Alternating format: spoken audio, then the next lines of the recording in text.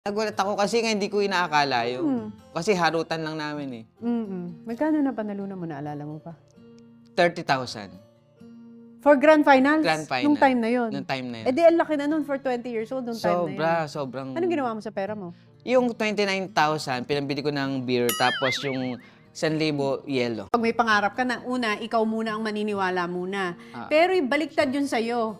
Kasi ikaw, hindi ka man naniniwala sa sarili mo, wala ka namang iniisip nun. Pero may isang tao talaga na push ng push sa'yo.